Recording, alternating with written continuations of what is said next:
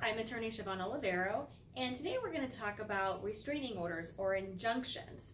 We're going to talk about what they are, what they're for, and how you get one. So in Florida, a restraining order is actually called an injunction, and these are court orders of protection against violence. The petitioner is the person who is seeking the injunction, asking the court for protection. The respondent is the person who the petition is being filed against, or who the petitioner wants protection from.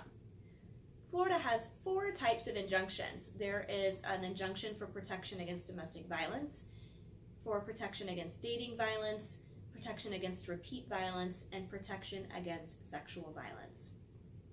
So what are injunctions for? Injunctions are requested by someone who is in fear of the person that they are requesting the injunction against. There has to be an immediate fear of danger or a prior act of violence committed against the person. If the court finds that there is an immediate danger or past violence, then the person is issued a temporary injunction. This creates a court order of no contact between the parties. It prevents the respondent from contacting the petitioner.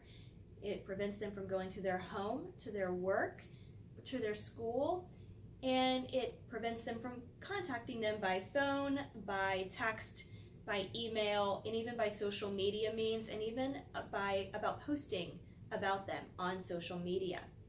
Violations of this no contact order by the respondent can have really severe consequences.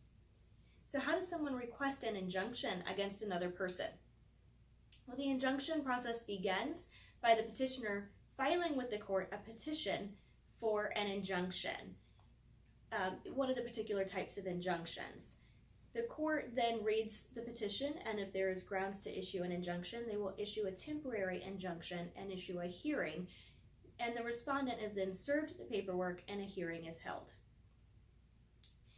The court will then hear evidence and determine if there is enough to issue a final injunction, and if there is, then a final injunction is entered.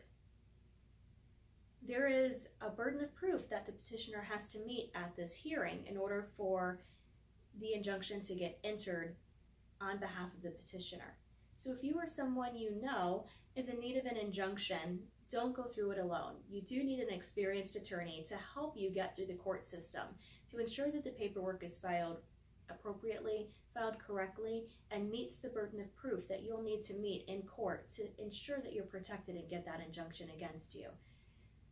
So if you do need an injunction, or someone you know needs an injunction, contact our office so we can evaluate your case and help you seek an injunction for protection. Thank you.